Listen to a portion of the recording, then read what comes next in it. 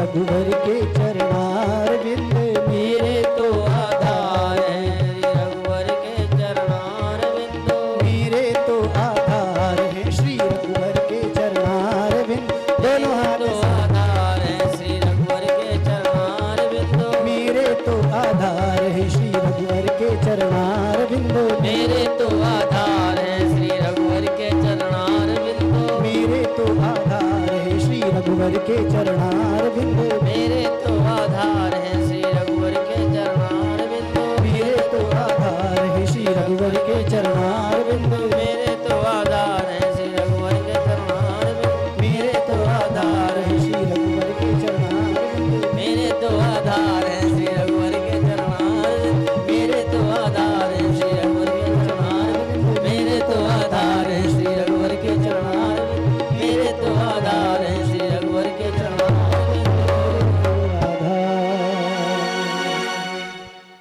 मेरे तो आधार हैं श्री रघुवर के चरणार बिंदु। भरत जी ने भी राम जी के चरणों को ही आधार बनाया था और खड़ाओं की पूजा करके भरत जी ने ऐसा अद्भुत आदर्श उपस्थित किया। आज जग जपु राम राम जपु जेहि, भरत सरित को राम स्नेही। ऐसे ही हमारे भी जीवन के आधार राम जी हैं। हमारे सबके, आप सबके जीवन के आधार राम जी होने चाहिए। कथा विश्राम वाणी करने में 2 मिनट का समय ले लूँगा। मैं अपनी ओर से एक बहुत अच्छी बात बता दूं। कथा और सत्संग की सफलता कैसे होती है। वेद कहता है, भद्रम कर्णेभिः शृणुयाम देवाः, भद्रम पश्येम अक्षभिर्यज्जत्राः, स्थिरैरङ्गैस्तुष्ट्वा गुंसस्तनूभिर्विषेमहि देवहितं यदायुः। कानों से भगवान का भद्र यानी शुभ, बड़ा मंगलमय कल्याणकारी भगवान का चरित्र श्रवण करना चाहिए। श्रवण करें और सुनने के बाद क्या करे, घर जाके चिंतन करें। श्रवण के बाद चिंतन, फिर कहा मनन, फिर उसका मनन करें कि इतनी बातों में मेरे मतलब की कौन सी बात है। और फिर कहा निधिध्यासन। निधिध्यासन यानी उसका बार बार रिपीटेशन करें। कोई एक बात समझ में आ गई, अच्छी लग गई, दिल को छू गई, आपकी भाषा में कहें तो दिल को छू गई, बस उस बात को रिपीटेशन होना चाहिए, बार बार उसको रिवाइज करो। उससे क्या है, वो चीज़ सबकॉन्शियस माइंड में अच्छी तरीके से बैठ जाएगी।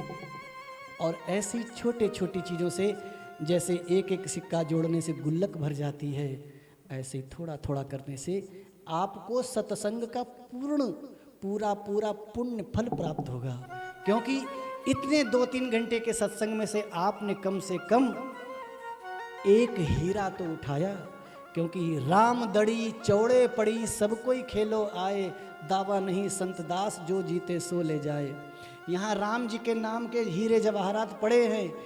एक भी हीरा, एक भी जवाहरात अगर आपने उठा के अंदर धारण कर लिया, आपका जीवन इतना कीमती बन जाएगा, आप कल्पना नहीं कर सकते। हम उस व्यक्ति से आपको मिलवाएंगे कुछ दिनों में, जिसने केवल एक हीरा पकड़ा, आज वो खुद हीरे जैसा अनमोल बन चुका है। ऐसे बहुत सारे लोग हैं, लेकिन सबके ऊपर ये कृपा होती नहीं। उस कृपा को प्राप्त करने के लिए कृपा पात्र बनना पड़ता है। हवा में कृपा नहीं होती है। क्योंकि स्कूटी पर बैठकर और पैदल चलना फिरना, वो तो मैं रोज़ सुबह शाम चलता हूँ, लोगों को दिखता हूँ। क्या किसी के ऊपर कृपा हो रही है या कोई ले रहा है? ना मुझे किसी के ऊपर कृपा करने का शौक़ है, क्योंकि मेरी कृपा बेचने का सौदा नहीं, और ना किसी को ज़रूरत है। अपना सपना मनी मनी, सबका तो सपना यही है। कृपा किसे चाहिए? कृपा जिसे चाहिए वो कोई एक होता है। आपके ऊपर कृपा बन रही है, उसको लेते रहिए। भगवान का निरंतर अनुग्रह कृपा आपके घर परिवार पर बने। जिस प्रकार, जिस पवित्र भाव से आज आपने कथा सत्संग श्रवण करके अपने जीवन को धन्य किया, कृतार्थ किया, भगवान की कृपा प्राप्त की, वह कृपा भगवान की आपके घर परिवार पर सदा बनी रहे।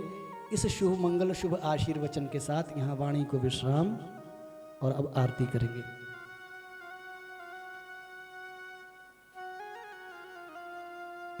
बोले भागवत भगवान की जय हो। श्री राम कथा। राजा रामचंद्र भगवान की जय हो। आप लोग अपने अपने स्थान पे खड़े हो जाएंगे।